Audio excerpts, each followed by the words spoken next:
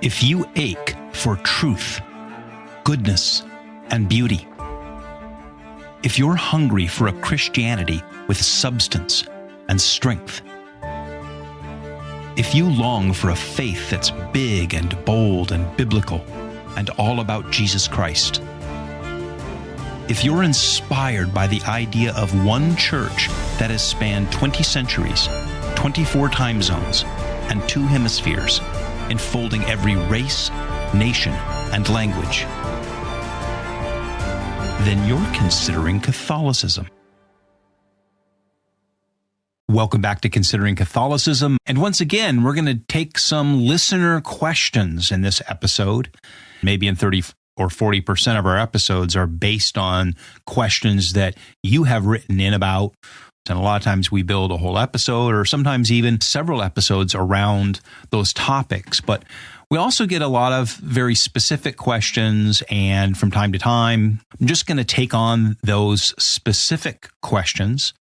And so that's what we're going to do again today. But I want to, before I do that, ask you to do me a favor, and that is to rate and review this podcast. We've been growing really rapidly. I think I shared a couple of episodes ago that we've passed now 100,000 total downloads in our first 2 years of existence. We are now running over 10,000 a month and growing, which amounts to a 400% growth just in the last year. I'm so grateful to the Lord for blessing this. Again, as I've shared before, I don't do any marketing. I don't do any social media. I know I'm supposed to. I'm supposed to have a cool Instagram feed and a Twitter feed and spend what would feel like to me half my day posting social media to kind of promote the show. I'm supposed to be doing all kinds of other podcast marketing, and I just don't do anything. This show has grown as it has just because of word of mouth. I just upload the episodes, and somehow, some way, by the Holy Spirit, all of you find it. And the stories that I get from you about the difference it's making in some of your lives are really incredible. But what's interesting, when we look at that growth, where it's coming from, about 70% of our downloads are from the United States, and then other countries make up the balance. But also to look at our platforms. So when we started out, Apple Podcasts, which in a lot of ways is the biggest podcast platform that's out there, was our biggest source of downloads. But it has really declined. 54% of our downloads come from Spotify, and only 34% are coming from Apple. And then the rest are a whole lot of other sources, Amazon, Direct Web, other podcast platforms. But our growth has really come through Spotify. So those of you who are listening on Spotify, 54% of you or whatever, please rate it on Spotify. I'm convinced that one of the reasons we're growing on Spotify is because the more of you that download it on Spotify and then rate it on Spotify, Spotify moves it up in the searches. So if you search for Catholic podcast or Catholicism podcasts, we come up near the top. And for whatever reason on Apple, our ratings aren't turning into visibility. So if you type Catholic or Catholicism, we come up on Apple a little bit lower in the searches. So please rate it on Spotify or Apple. Really makes a difference as to whether people see it when they type in topics and it comes up. The other thing is reviews. Reviews really help us. Apple has podcast reviews. Spotify doesn't.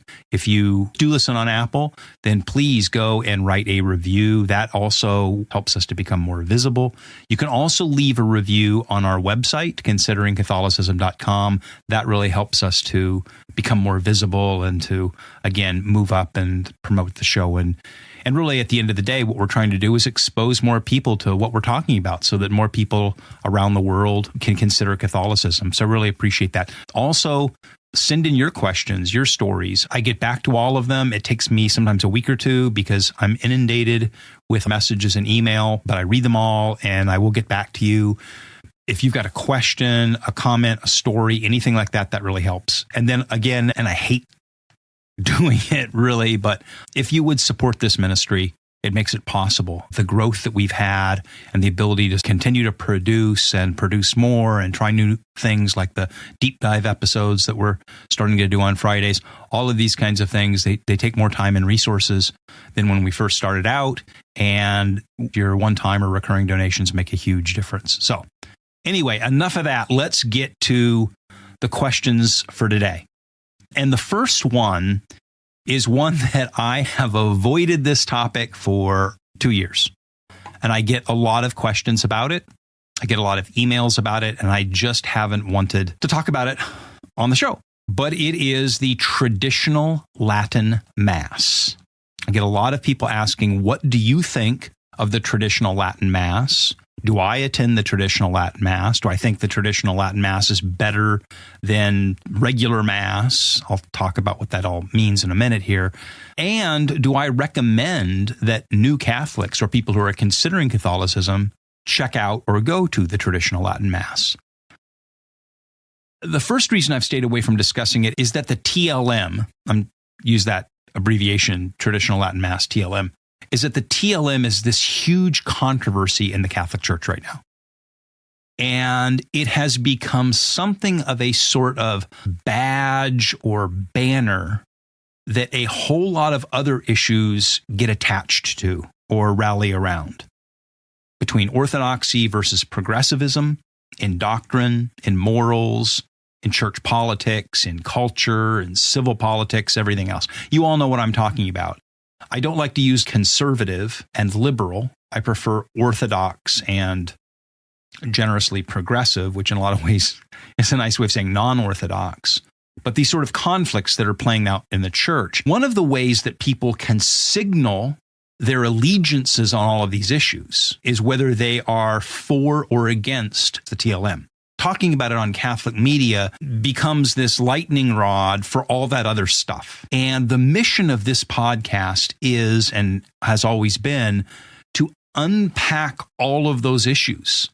Doctrine, morals, church politics, church history, culture, et cetera, sort of unpack those issues one by one. But if I either wave the TLM banner or if I reject it, then I sort of lose the ability to dialogue about those issues with people on the other side, because they're just going to say, oh, considering Catholicism, Greg is a TLM guy. I'm not going to listen to him about any other things. Or they're going to say it's a traditional Latin Mass guy, and you get swept up in all of that stuff. And so I felt that from the beginning, our mission was to excite and educate and equip people about all of the range of issues in Catholicism. And I've just felt like speaking out about the TLM would polarize the listening audience. So that's one reason. Our last Pope, Benedict XVI, didn't promote the TLM, but he protected it and he supported those who chose to celebrate it. Our current Pope is very much opposed to the TLM, and he has very vocally criticized those who do support it and made it much more difficult for them to participate in it by limiting the places that it can be celebrated. Now, who knows what position the next Pope will take on the TLM? And I've stayed away from papal politics on this podcast. If you want to talk about church politics, papal politics, there are 10,000, 100,000 Catholic bloggers, Catholic podcasters, YouTubers, Catholic social media influencers who post about papal politics every single day. Often 4 or 5 times a day on Twitter. And if you want to dive into that world, then go to Twitter or go to YouTube or search for podcasts from the Catholic right or the Catholic left that do that thing 24/7, 365. Pope Francis said this, yay Pope Francis said this, boo for Pope Francis, blah, blah, blah. Here's all the inside discussions about what Pope Francis did or didn't say in the last 24 hours. And that's just, again, not the mission or purpose of this podcast. This is for those of you who are considering Catholicism, and I define Catholicism for the show in the broadest possible way as the historic Catholic faith that has spanned 20 centuries, 24 time zones, and 2 hemispheres. All of those disclaimers being said, now let me say this. Me personally, am unashamed of being thoroughly, completely orthodox in matters of doctrine and morals. And my allegiance lies with Catholic tradition. Again, the reason the show starts out by talking about the 20 centuries, etc.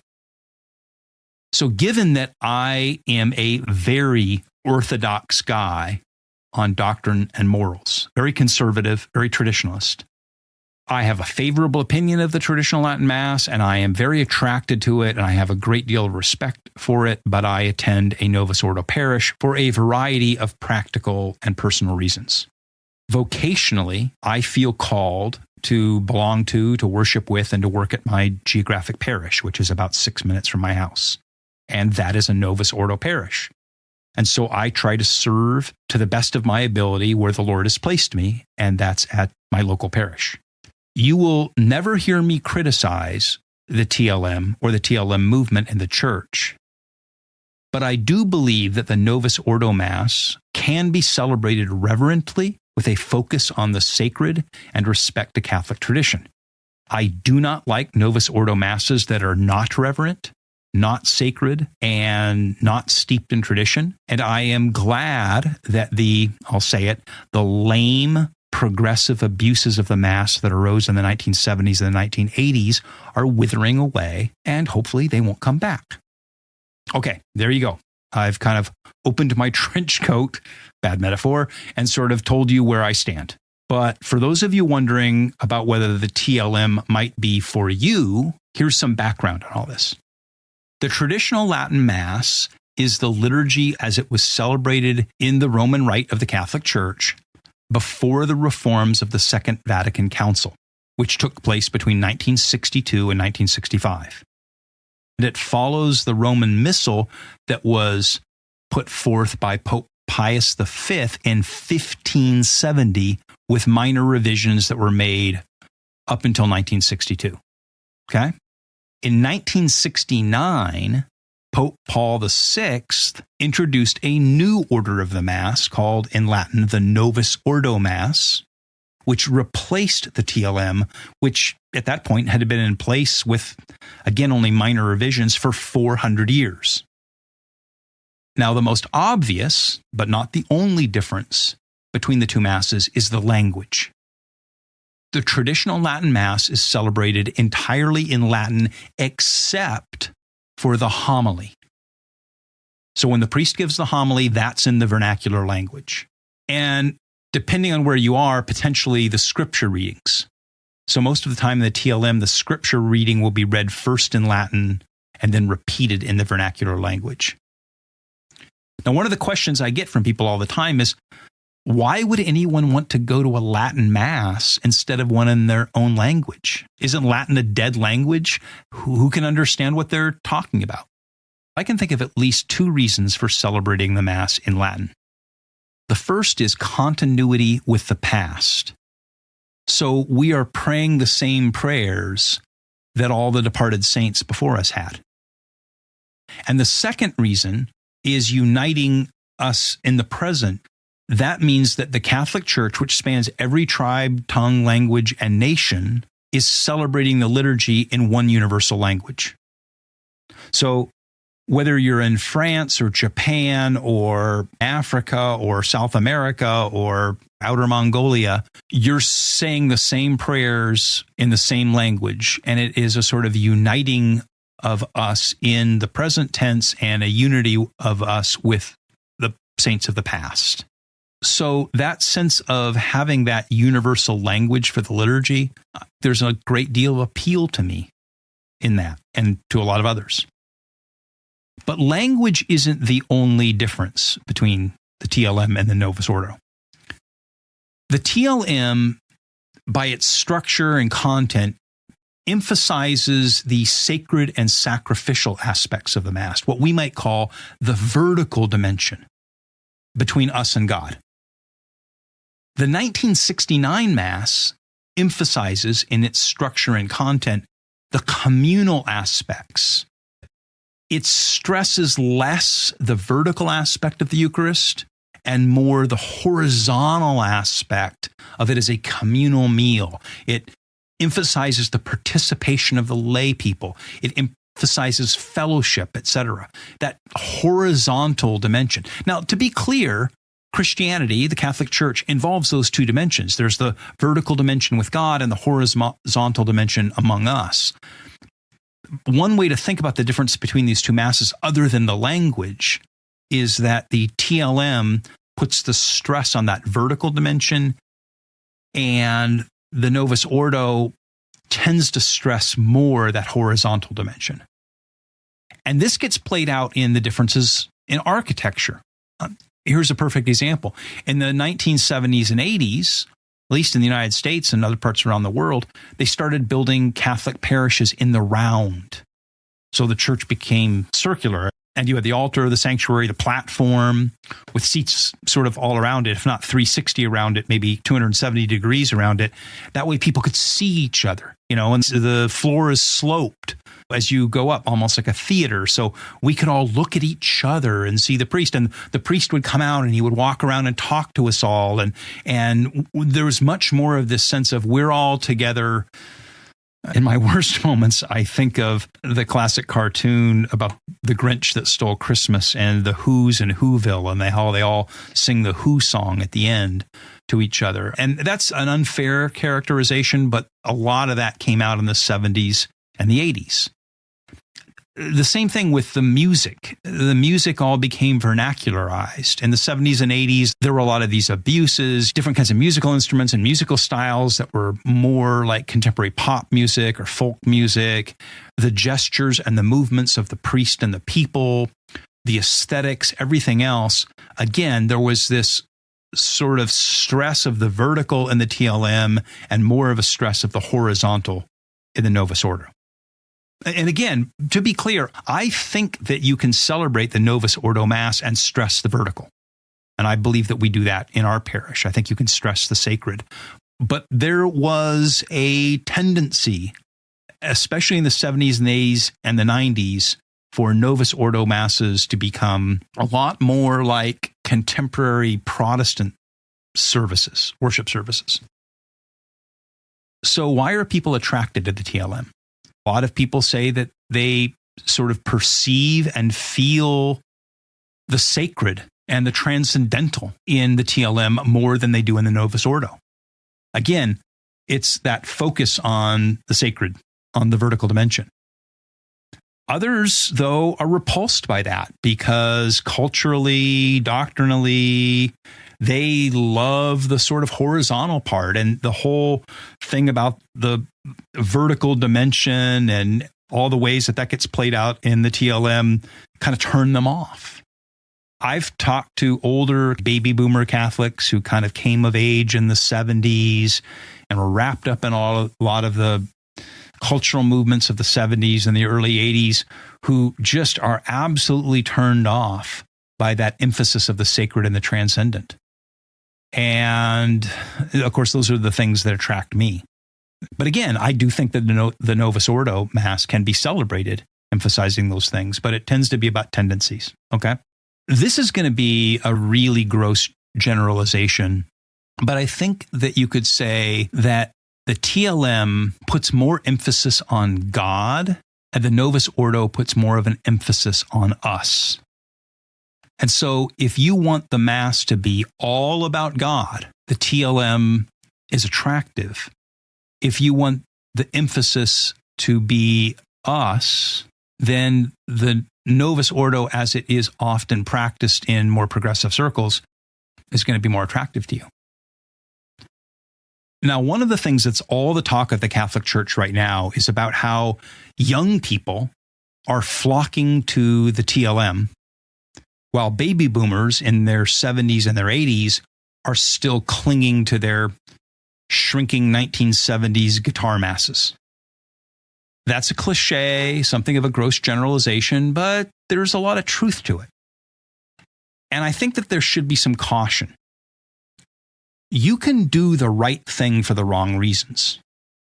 To the extent that some young people today, some millennials, might see the TLM as a way to rebel against the excesses of the baby boomers.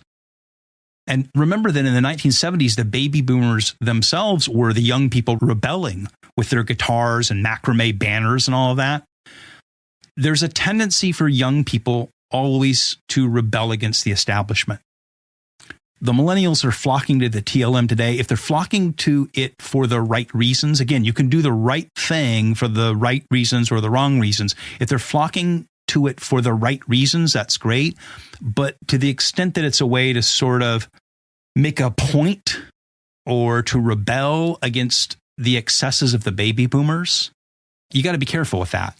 There can be generational fads, and I would hate to see the millennials glomming onto the smells and bells of the TLM as a sort of fad that in 10 or 20 years will fade away like the guitars and the macrame did for the baby boomers.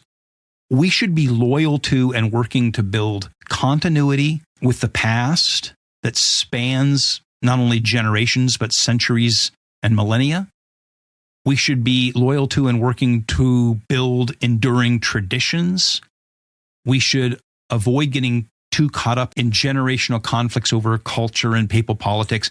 Again, you can do the right thing for the wrong reasons. So I am really excited to see the millennials streaming to the TLM masses, as long as it's not just a way to sort of stick it to the baby boomers or to rebel. Because then I think it has no enduring power, and it's going to be really them just repeating the same errors that the baby boomers made when they flocked to all the guitar masses and stuff in the 70s as a way to sort of stick it to their parents. And you just got to be careful of that, okay? Now, if you want to attend a TLM, the truth is that under Pope Francis, it's gotten more difficult because he has issued papal rules, essentially, that have restricted the number of places where it can be held. So in my case, for my wife and I, the nearest TLM to us is 25 miles away. Could we get in the car and drive 25 miles there? We could. Again, I don't feel called to drive past the parish that's just down the road from me another half an hour and ignore my neighbors. I feel called, as I've talked before, about serving in my community. And again, if there was a TLM across the street, might I attend it? I might. But again, if you want to attend one, you've got to look for one. And at least under Pope Francis, who knows what the next pope will do? Maybe we'll see more of them opening up.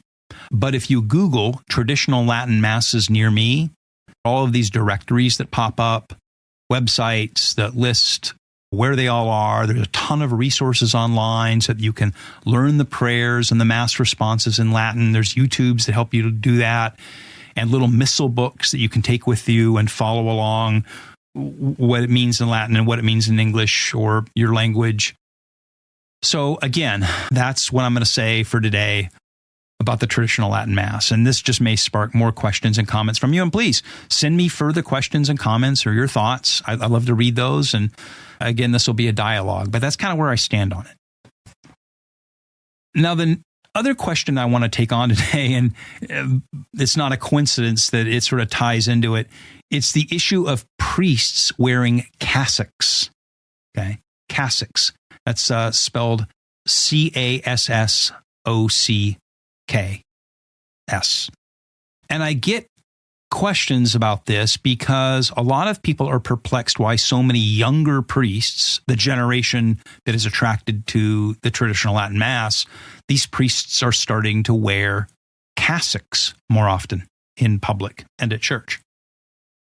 Okay, what's a cassock? The sort of uniform for a Catholic priest is the Roman collar, usually with a black shirt, although apparently in some warm climates, they sometimes in the summer or whatever allow a gray or a light blue shirt. I'm not sure what the particulars of the rules are in those places about that, but 98% of your Catholic priests in the USA and Northern Europe are going to wear the Roman collar with a black shirt, usually just black pants. Now, there is this other garment that priests have traditionally worn called the cassock. It is a long coat-like garment, okay? Hangs down to like their ankles. And it's got buttons all the way up the front. In fact, the cassock typically includes 33 buttons up the front, symbolizing the 33 years of Jesus Christ's life. In France, some cassocks are double-breasted, and it's known as a soutane. So if you go to France and you see traditional priests walking around in a double-breasted cassock, that's called a soutane. Some really traditional priests wear this traditional Italian cap called a biretta, which is kind of a square cap, depending all on the occasion and the rank of the clergyman. The cassock's origins go back to the ancient Roman tunic, which was a standard item of clothing for many in the Roman Empire. And as Christianity became more institutionalized, the clergy adopted this sort of distinctive form of dress to set them apart from the laity. That way you could look and go, oh, that guy's a priest, because he's dressed in sort of the uniform of the priest. And over the centuries, this sort of long priestly tunic evolved into the design that we know as the cassock. So by the medieval period, the cassock had become a common form of dress for clergy across Europe. Historically, the cassock was not only a symbol of clerical office, but also kind of a practical garment. You could wear it around for daily activities. Think of a priest, especially in the past, rural areas, this, that. It's kind of a long garment, and it could get dirty, and it could be windy, and it could be cold, and it could be this and that. And it was just sort of a long, protective kind of robe or coat that they would wear. And its style and color have varied a little bit by local custom and ecclesiastical rank. For example, the typical priest's cassock is black, which, by the way, symbolizes humility and the giving up of worldly pleasures. But higher ranked clergy will sometimes have cassocks of different colors. So cardinals, under certain circumstances, wear a scarlet cassock. And of course, the Pope wears a white cassock. You've seen that. One other little fun fact is that the cassock isn't a liturgical garment to be worn during the liturgy, the celebration of the Mass. He might wear it underneath, but the priest typically wears the alb and the chasuble and stole or whatever over the cassock or over his clerical dress. But sometime in the 1960s, going into the 70s, after Vatican II, where everything was supposed to open up, the priests were supposed to be more accessible to the lay people and all of that. And that's not saying that's a bad thing. But the cassock sort of fell out of favor because it brought up the past and all that history, and priests wanted to look more contemporary. And so they began to wear slacks and a work shirt with the Roman collar and that sort of thing to fit in a little bit more with the people. You'll still see cassocks in movies and on TV when the filmmakers want to convey the timeless traditions and history of the Catholic Church, or to make a character who's a priest look solemn and otherworldly, they'll dress him in a cassock. Now today, the cassock has become more than just a garment. It's become something of a symbol or a badge or a statement. When a younger priest wears the cassock, he's to some degree making a statement in the context of our contemporary cultural debates that he stands for or supports the historic and orthodox Catholic Church. So why are we talking about cassocks? Well, because I get asked why so many of the younger priests in the United States and Europe are wearing them while the older priests don't. The older priests just wear the normal clerical collar and shirt. And usually the question is asked by older Catholics who ask the question with some alarm, as in, why are all these young priests walking around in cassocks and trying to bring back the past? All of that went away after Vatican II. Well, they look conspicuous. They look different than the older priests. They're trying to make a statement. What kind of statement are they trying to make? And why would they want to go back to all of that yucky traditionalist Catholicism from before Vatican II? That set us free and brought a new springtime to the church. And these young priests are strutting around in their cassocks, sort of passive-aggressively signaling they're going to drag us back to some medieval past or something. And when I hear older Catholics ask that, I think you've sort of just answered your own questions. Some of these cassock-wearing younger priests are making a statement that I stand on and with and for the historic Catholic faith, and I want to reclaim the timeless traditions of it. Some of those priests are saying we want our priesthoods, our lives, our careers to support that historic orthodoxy. We don't want our priesthoods and careers to reflect the agenda of some of those older priests who came of age in the turmoil of the 1970s and had more progressive agendas. And these younger priests, by wearing their cassocks, some of them are making that statement that says, this is how we want to be perceived, both inside the church and into the world around us as traditional Catholic priests. Because there is definitely a generational shift going on in the Catholic Church right now of more traditionalist millennial priests turning away from the culture and the agendas of the aging baby boomer priests. And from what I can gather, there is a lot of friction amongst the priests about all these issues. Liturgy, doctrine, church structure, ministry style, all of these things. And the cassock has become kind of a badge or banner in that conflict, where the younger priests are clearly trying to signal where they stand on that. And I know for a fact that some of the older priests, because they've shared it with me, are either perplexed by why the younger priests are wearing the cassocks or irritated by it, because they feel like the younger priests are sort of rejecting what their careers and priesthoods have been about. Let me just share a little bit of perspective on generational shifts in ministry.